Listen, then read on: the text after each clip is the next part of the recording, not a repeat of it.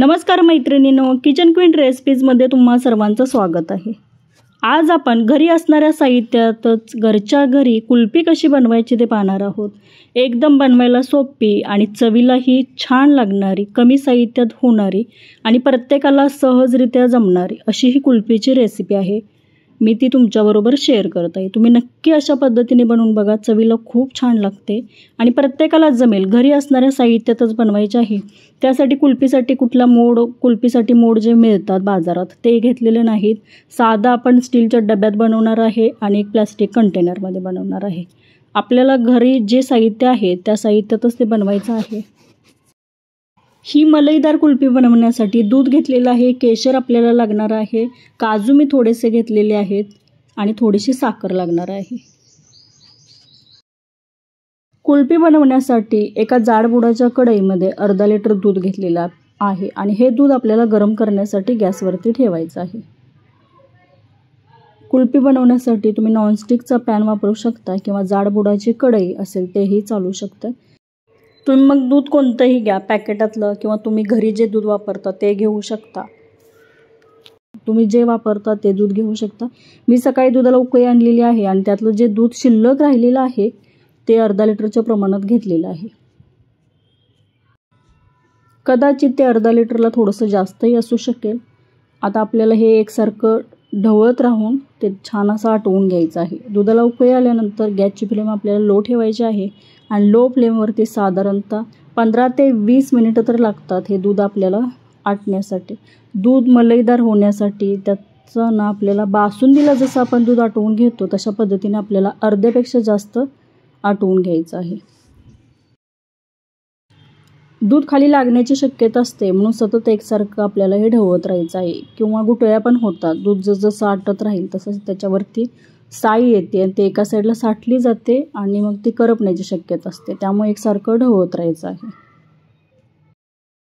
गॅसवरती दूध गरम करण्यासाठी ठेवलेलं आहे आणि आपल्याला काजू इकडे भिजत घालायचे आहेत। मी साधारणतः 20 ते 25 काजू घेतलेले आहेत। आपल्याला हे कोमट पाण्यात थोड्या वेळासाठी भिजवायचे आहेत। याची आपल्याला पावडर बनवून घ्यायची आहे। चला 15-20 मिनिटं झालेले आहे। दूध ढवळण्याचं पण काम चालू आहे। मंद गॅस केलेला आहे आणि दूध छान असं आपल्याला आटवून घ्यायचं आहे। दूध अधूनमधून ढवळत आपण घेतोय तोपर्यंत हे काजू पण छान असे भिजलेले आहेत। याची आपल्याला पावडर करून घ्यायची आहे।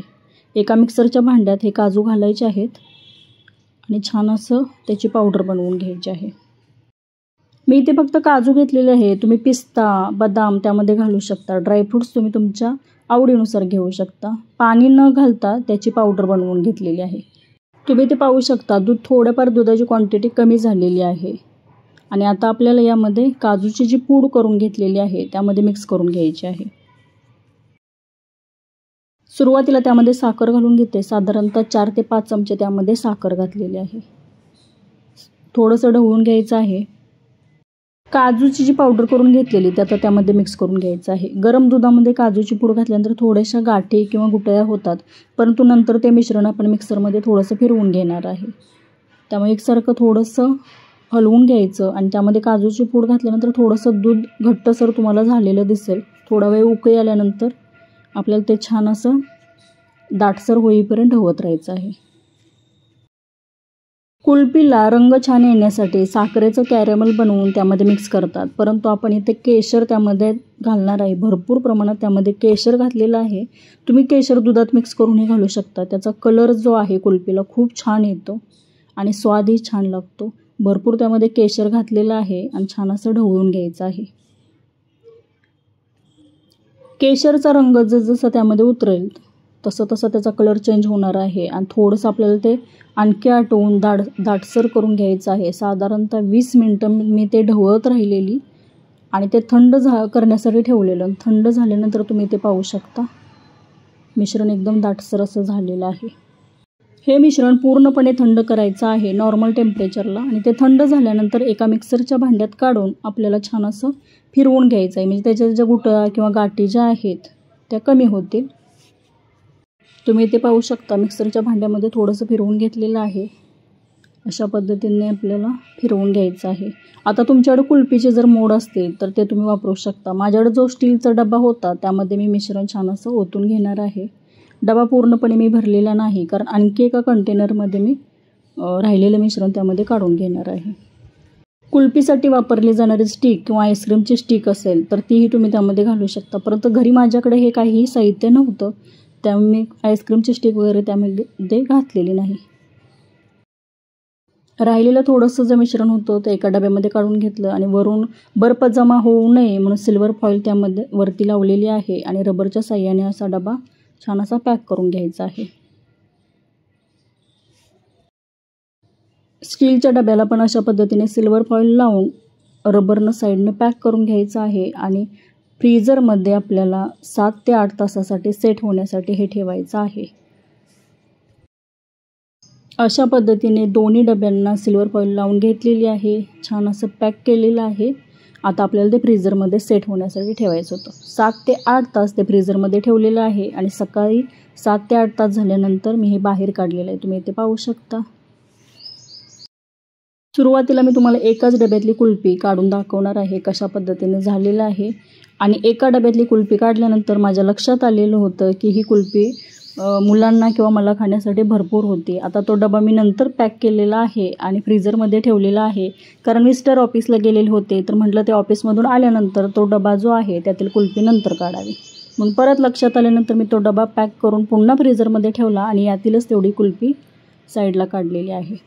फ्रीझरमधून डबा काढल्यामुळे पूर्णपणे डबा थंड आहे. तो आपल्याला नॉर्मल पाण्यामध्ये थोडा वेळ असा धरायचा आहे, साधारणतः अर्धा मिनिटासाठी धरायचा. हातावरती थोडंसं असं प्रेस केल्यासारखं करायचं, म्हणजे कुल्फी सहजरित्या आपल्याला डब्यातून साईडला काढता येते. त्यामध्ये कुल्फीची स्टिक किंवा आईस्क्रीमची स्टिक जर असते तर पटकन तुम्हाला ते कुल्फी त्यातून साईडला काढता आली असते, परंतु मी काय केलं, स्पूनच्या साह्याने चमचेचे पाठीमागच्या बाजूनं अशा पद्धतीने मी कुल्फी काढलेली आहे.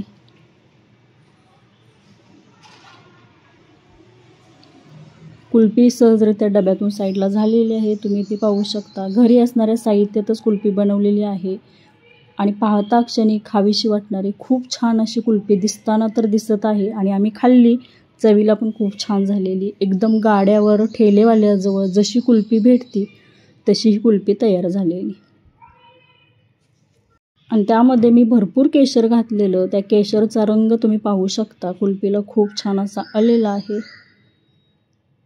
आणि कुल्फीची स्टिक किंवा आईस्क्रीम स्टिक नसली म्हणून काय झालं, आपले हे देशी जुगाड आहे, चमच्याच्या साह्याने कुल्फी छान अशी उचललेली आहे. कमी साहित्यामध्ये आणि एकदम सोप्या पद्धतीने बनवलेली आहे. या पद्धतीने तुम्ही एकदा नक्की बनवून बघा. त्यासाठी जास्त पसारा करण्याची गरज नाही, जास्त साहित्य असावं असंही नाही. ठेलेवाल्याजवळ जी कुल्फी मिळते त्याच चवीची कुल्फी घरी जर कमी साहित्यात बनवता आली तर मग प्रत्येकाच्या घरी उन्हाळ्याचे दिवस सुरू असल्यामुळे कुल्फी ही नक्की बनेलच. व्हिडिओ आवडला असेल तर नक्की लाईक करा. अशाच नवनवीन रेसिपी पाहण्यासाठी किचन क्वीन रेसिपीज या चॅनेलला नक्की सबस्क्राईब करा. व्हिडिओ पाहिल्याबद्दल धन्यवाद.